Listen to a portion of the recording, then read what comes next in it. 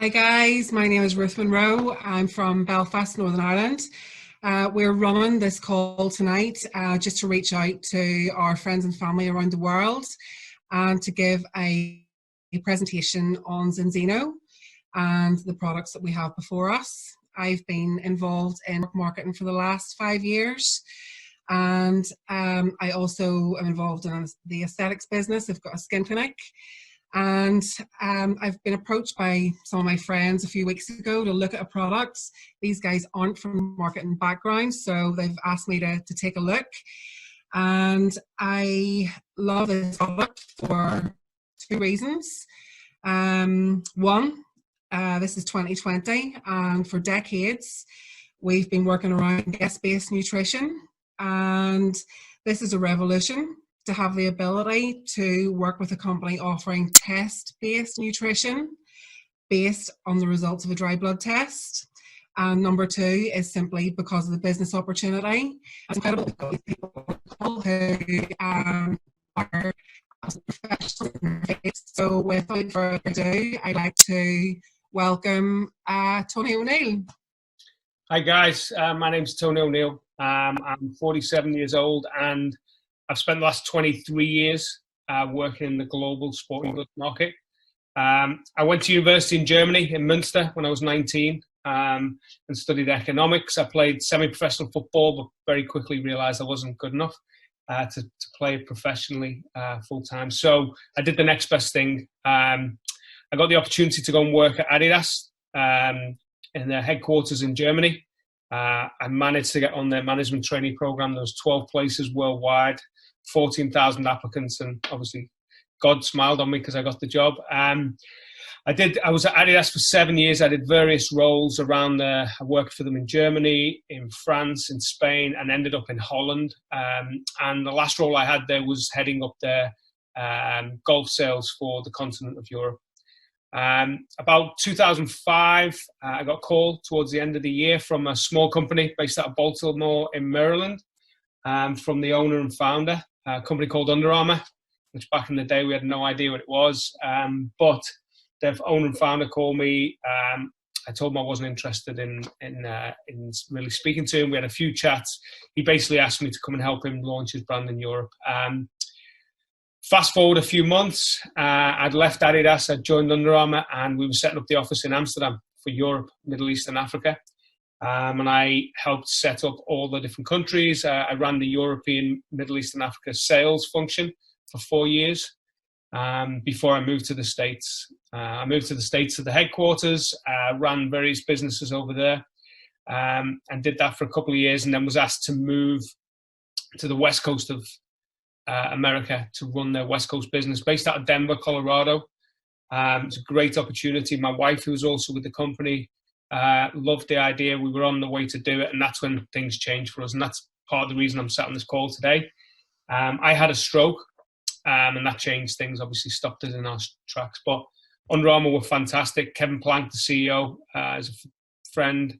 He was awesome. He looked after me. He just said, "What do you want to do?"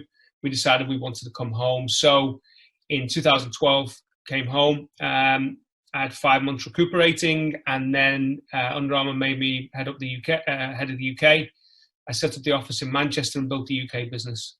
So very in a nutshell, fast forward 13 and a half years, a European business that was doing $140,000 is now doing just over $500 million. 2005, when I started, the company was on the Nasdaq. It was doing $280 million.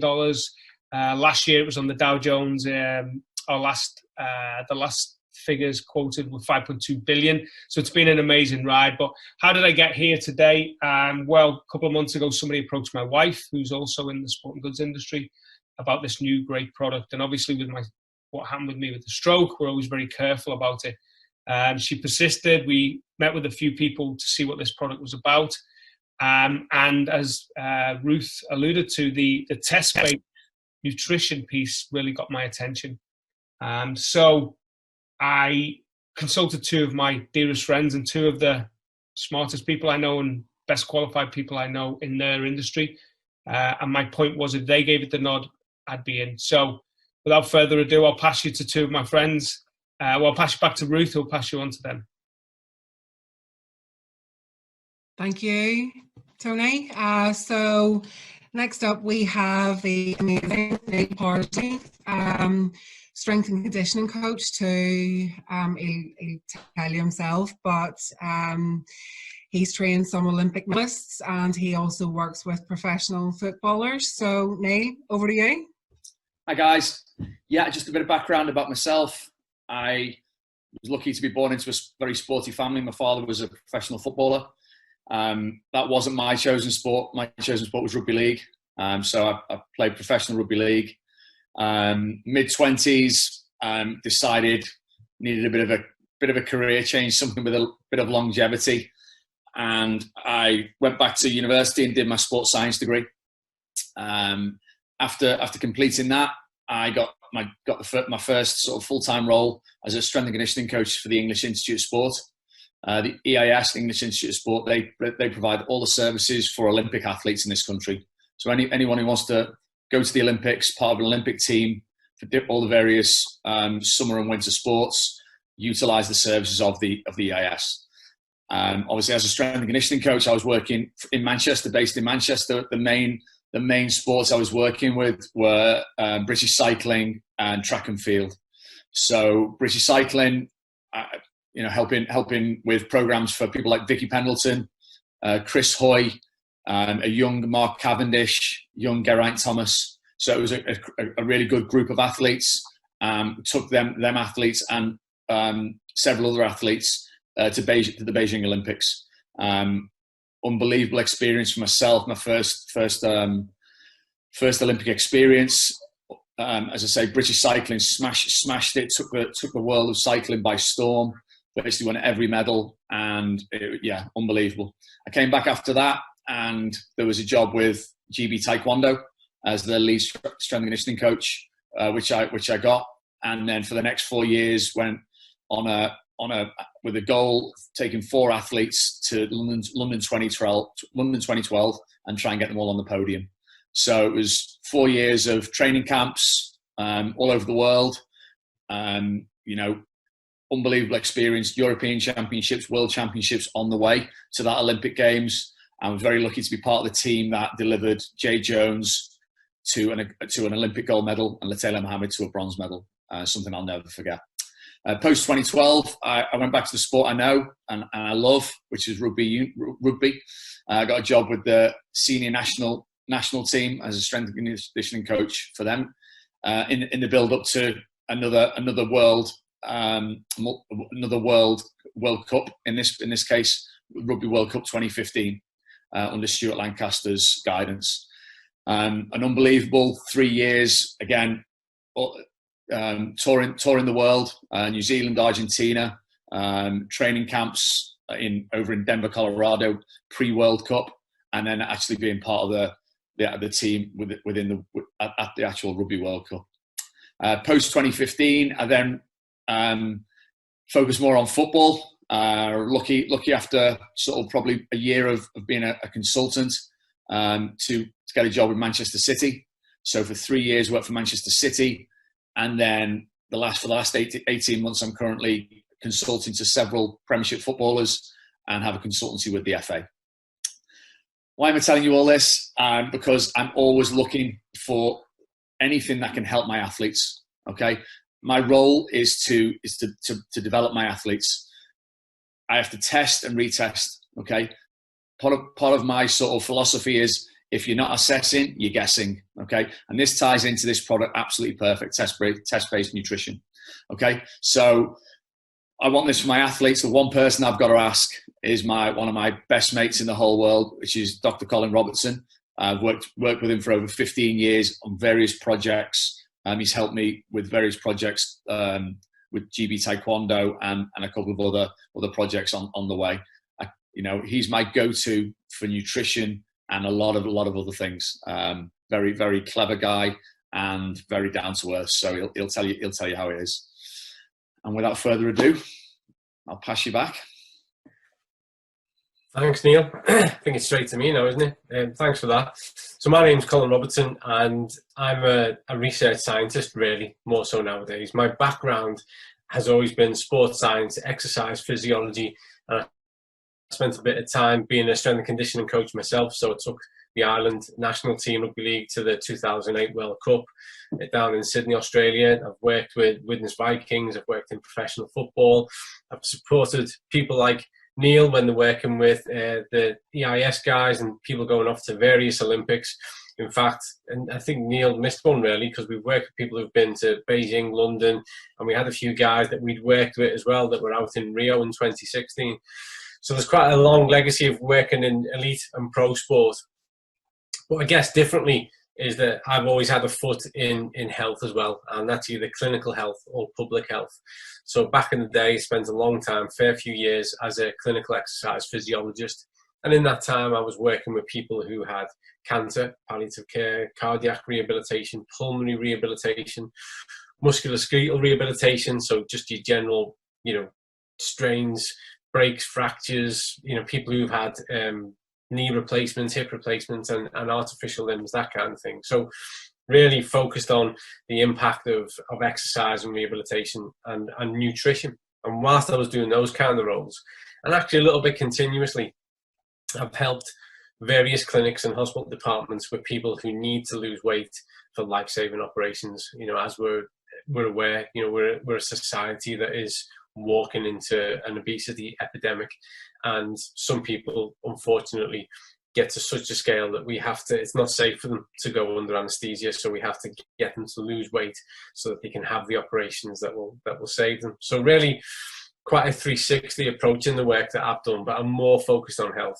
Currently, I'm a part of the Greater Manchester Health Innovations team and project, and my specialist areas in that are looking at the reversibility of type 2 diabetes through nutrition and exercise modalities, because we know for a fact that we can get people off prescription medication. We can reverse people's type 2 diabetes by getting them more physically active, exercising in a meaningful capacity, and making better food choices.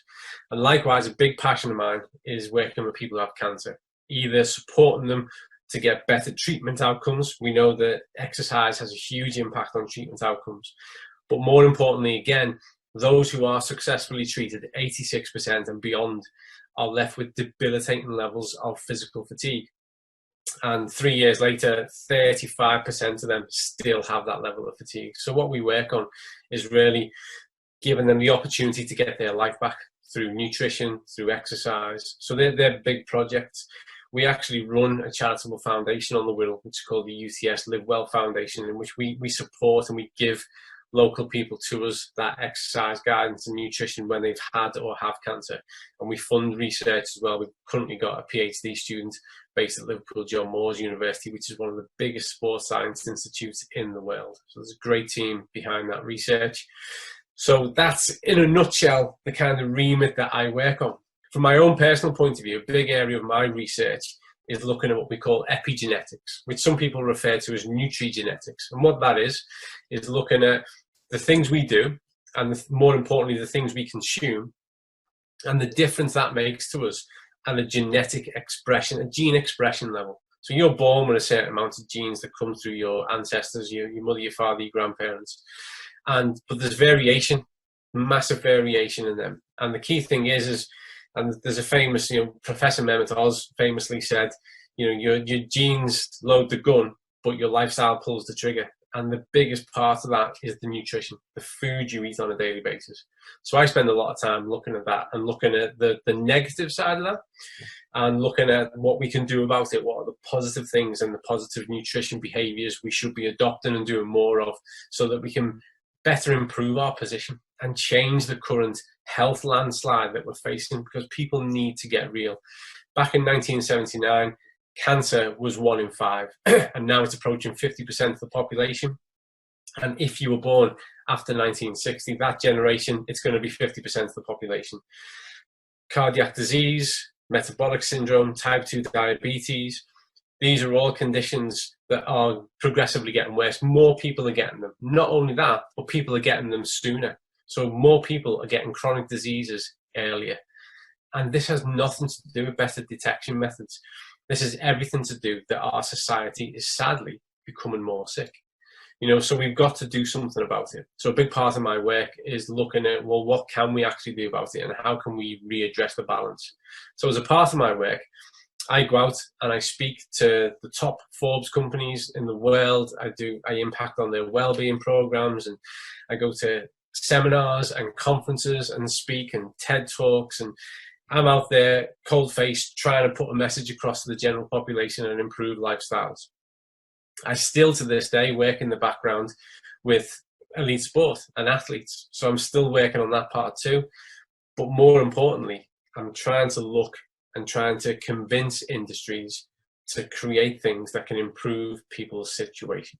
And a long time ago, I first said that, the food industry has a duty of care to design and provide intelligent products that genuinely improve people's lives. Because since the early 1950s, all the way up until now, 70 years worth of industrialized food, what's happened to us is we've been taken hostage now by essentially, there's 11 big food companies that own most of the other food companies. They control the message around food, and they control food availability as to what you find in your supermarket, your local shop, wherever you go. And most of that is doing us harm.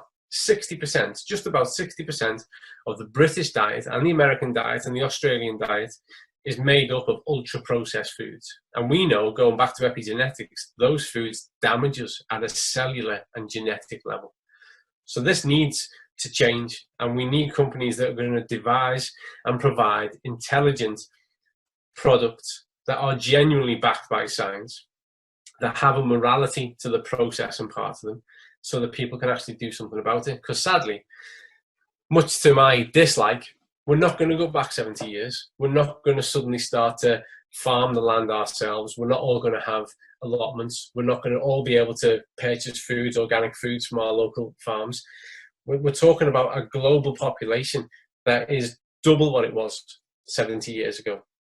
The UK population alone, it's not a sustainable method. So what we need to do is embrace the technologies we have, so that we can give people a successful start, so that they can start to meaningfully change their health outlook and their health outcomes, lower their risk of chronic disease, and put them in a better position then to start adopting other behaviors. So there's a bigger narrative to this, but the product and what's available is key.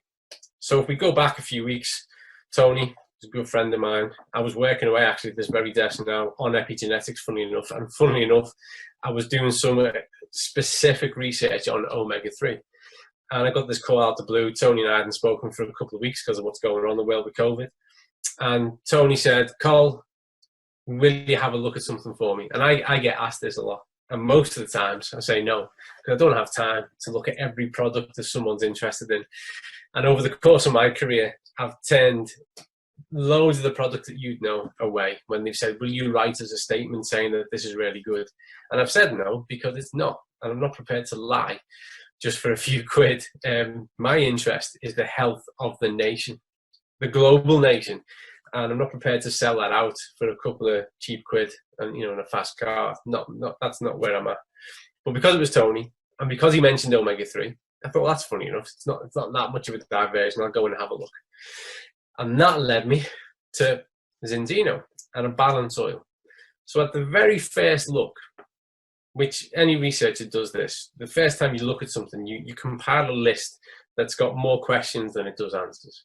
I can read, I can see what's being said about it, but I want to know, well, what about this and what about that? First thing I saw was that there's a test involved. As a researcher, as a scientist, as a practitioner, as Neil alluded to, we like a test, because then we can see where we're at, we can do something about it, and see what progress we've made, if any. So I like the fact there was a test. What I liked about the test is that when you check that test up, that's a verified, valid research test, devised back in 2004. It stacks up, it's objective, and it's a genuine scientific research test. So I was quite convinced by that. The thing that really convinced me, and this was because what I was looking at the time was the problem we have with getting omega-3 into the diet, is that they had a product that was attaching the polyphenol to the omega-3. That's really, really important, because the fish oil industry, most omega-3, the vast majority of omega-3 supplements that you can buy, which should be the solution, aren't the solution, because they're typically detached from the polyphenol. When omega-3s occur in nature, sea algae, wherever it is, they will be naturally attached to the polyphenol. And through the processing and through the fact that you can make more of the product and therefore sell more and get a bigger return, that gets stripped away. And what you're left with is a relatively unstable. Some people use the term that it's almost rotten. I don't like that, but it's certainly not as, alive. It's not. It's the biological grade of it is not great, and hence why most people who take omega-3 supplements barely change their status, because the status we're talking about, that we know about, is that within the human body, we need to have a ratio of omega-6 to omega-3 that is approximately 3:1. That's the optimal ideal ratio. The problem we've got, certainly in the UK and in the States and most Western industrialized worlds, is that people are typically at 15, 20:1, because it's really easy to access sources of omega-6, but it's not so easy to access sources of omega-3. The other problem we've got is the bioavailability of omega-3. So even when you go and buy that fatty fish, or you go and get some walnuts where you typically, and you do find omega-3, sometimes the quality is not great because of intense farming procedures, whether that's fish farming or whatever. So there is a complexity to get an omega-3, a good quality omega-3. And then if it's stripped from the polyphenol, its impact, its efficacy is compromised.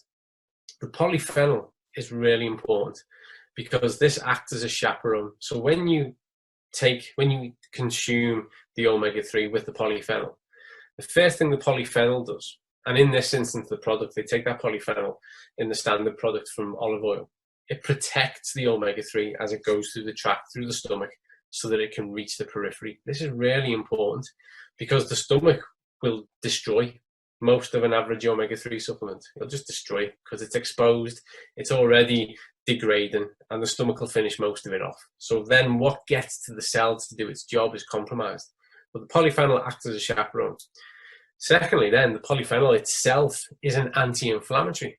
And a big problem we've got when it comes to things like cardiac disease and when it comes to the top 4 cancers is this notion of systemic inflammation. Our bodies are constantly inflamed and feel like they're in a sick condition all the time. And this is largely due to our lifestyle. We don't move enough, we don't exercise enough, people who smoke, whatever it is, but hugely because of the things that we eat and consume that are wreaking havoc and causing this damage. And our inflammatory markers are constantly high. So the polyphenol protecting the omega-3 and starting to control that inflammation. Now the omega-3 gets to the cell and gets to work its magic. And what you have to remember is at your core, you are just a random collection of atoms and cells that has been put together in a miraculous way. Genuinely, there's nothing like us in the known universe so far. And you get to live for so long. And the quality of those cells determine the quality of your health, which determines the quality of your living experience.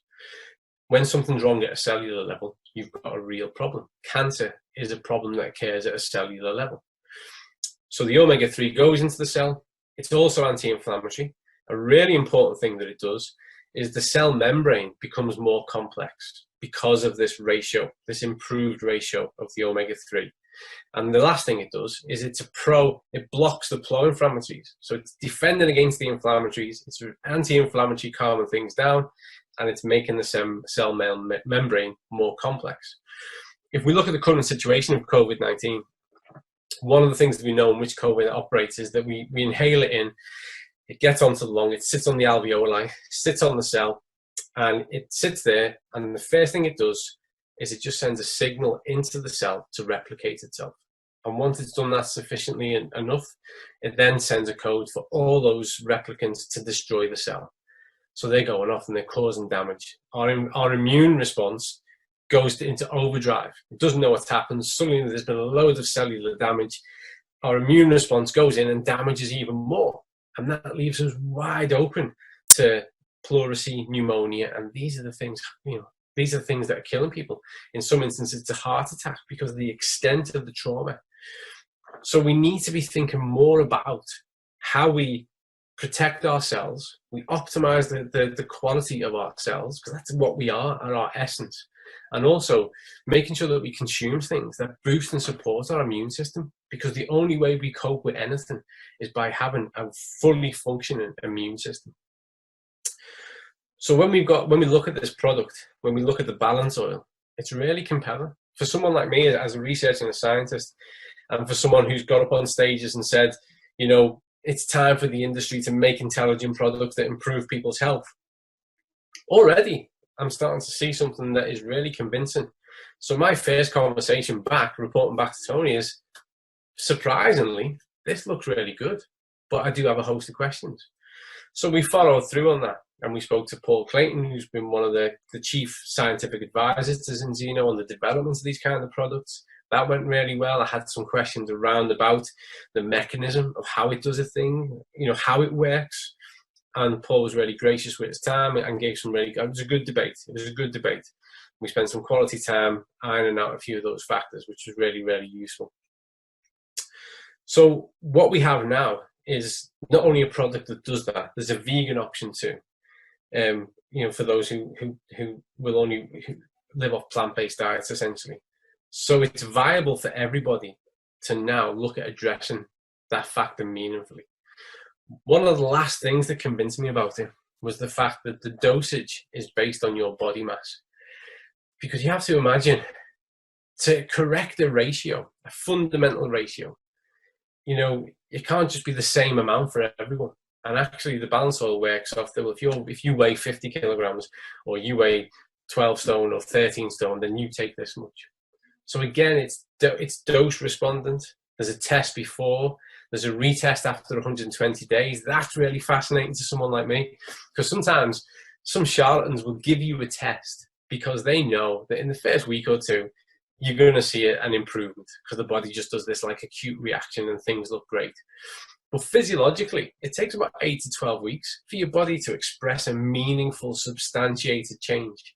Well, this test does baseline in 120 days. So again, as a researcher, you look at this and you go, there's intelligence behind every part of this, and there's rigor, and it stacks up. For my work in cancer, what's really compelling about this 3-to-1 ratio, omega-6 to omega-3, is that we know, and you can look across the peer-reviewed literature from the best journals in the world, is that when the internal environment is at this 3-to-1 ratio, most cancers find it really, really difficult to grow, really difficult. Some cancers can't grow in that condition. Because what you have to bear in mind is cancer is an increased cellular turnover of bad cells, for want of a better word. And they can turn into tumours, and then this overwhelms the area and becomes fatal in some instances. And in other instances, it just becomes debilitating. It's a chronic disease. So we have to look at, well, if we can create an internal environment through our food, through the things that we eat, that makes cancer really have a fight on its hands to even express, surely that's where we want to be.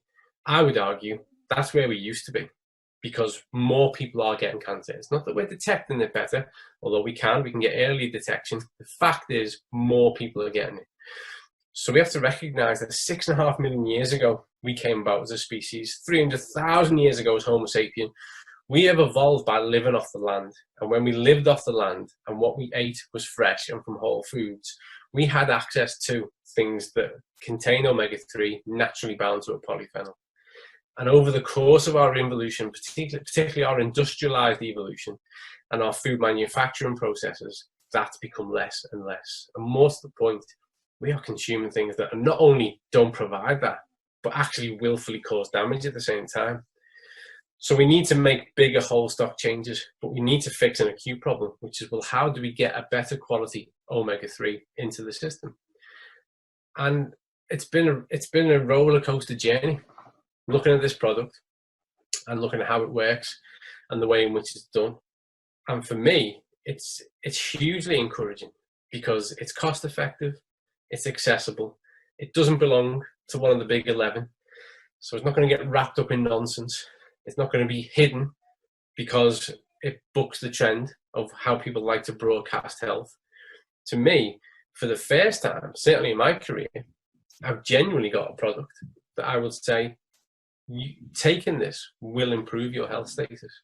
This is really powerful. This, in my career, which is over 20 years, well over 20 years, this is the first time I can genuinely, objectively, impartially go, no, you should take this. This is what you should take to improve your health. Because by looking towards our cellular health, that's the building block of how everything else can be sustained as healthy and promoted as healthy.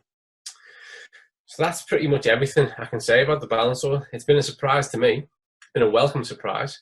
It's been a roller coaster of a ride finding out about it. It's made me look at the literature in a different way. And it's quite an interesting one. I'd say to anyone who's listening to this, got anything of a research background, what you'll find quite uniquely, if you go and look at the peer-reviewed literature around omega-3 and 6 and omega-9, when we look at that ratio, there is little to no credible argument that says it doesn't matter. Where the debate is looking at how effective it can be and what's the best way to mediate it and in what populations. We are talking about huge, huge research trials that have looked at cancer, that have looked at ADHD, that have looked at cardiac disease, diabetes, peer review panels that administer research funding worth hundreds of millions have invested in this ratio because we know it stacks up and we know it's important. The literature, where the debate is, and there's always a good debate in scientific literature, that's what separates us from cults. Doesn't argue about that. Doesn't argue about that being important. What the debate is what's the best way? Where is it most effective? What do we have to do to make it more effective? So it's fascinating. I would encourage anyone to go and have a look at that research for themselves and do your own research, explore, have a look, and you will only come back all the better informed and more convinced, as I am, by what you'll see.